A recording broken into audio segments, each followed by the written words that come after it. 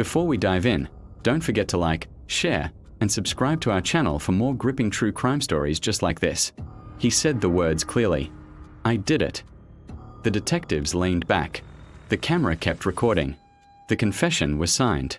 Case closed. Except he didn't do it. So why would someone confess to a crime they never committed? Why would an innocent person give up their freedom, sometimes decades of their life, by admitting to something they didn't do? Tonight, we're re-stepping inside the interrogation room to uncover a disturbing truth. Confessions are not always proof of guilt. And once you understand how false confessions happen, you may never hear the words, I did it, the same way again.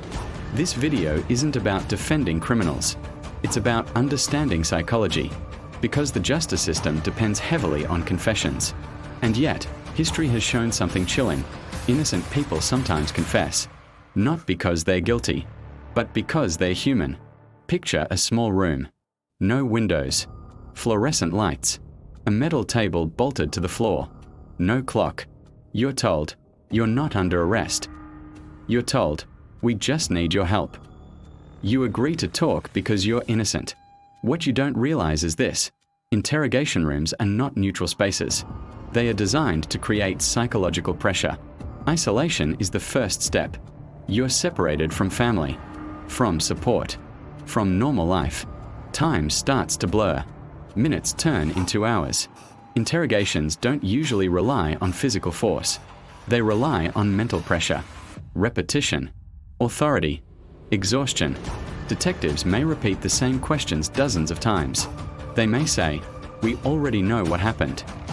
Your friend told us everything. We have your fingerprints. Here's what many people don't know. In some places, police are legally allowed to lie during interrogations. They can claim they have evidence even if they don't. Now imagine sitting there. You know you didn't do it, but they insist they have proof. Hour after hour. Eventually, something shifts.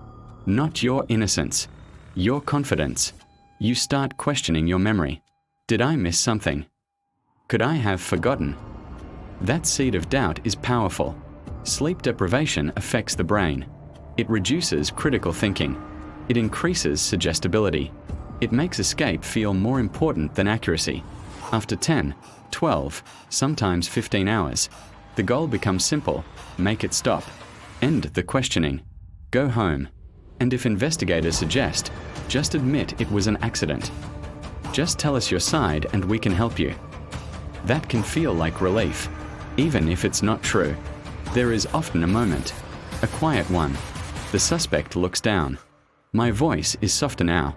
I guess maybe I did. That single sentence changes everything. From that point on, investigators stop asking if. They start asking how. Details get filled in. Sometimes accidentally guided. Sometimes suggested. The confession grows. And once it's recorded, it becomes the most powerful piece of evidence in court. Even stronger than DNA in some cases. Most jurors think, no innocent person would ever confess. But psychology says otherwise. Under pressure, humans prioritize survival. Ending stress becomes more important than long-term consequences.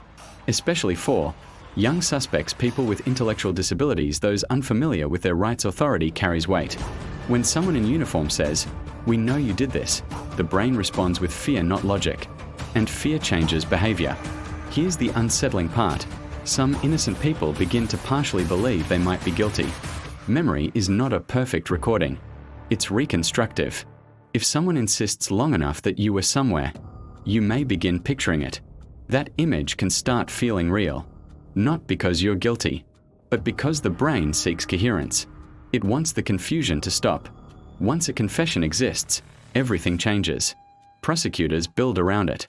Defense becomes harder. Appeals take years, sometimes decades. If the truth eventually emerges through DNA or new evidence, the time lost can never be returned. Careers gone. Families changed. Childhoods missed. All because of words spoken in one small room. So here's the uncomfortable question. If you were placed in that room, no sleep, no clock, authority insisting you're guilty, how long would you last? Most people believe they would never confess until they are tested. And sometimes innocence isn't enough. Watch this again. Pay attention to the moment confidence turns into doubt, because that's where false confessions begin, and that moment can change a life forever. Comment if you believe the truth can be hidden in plain sight.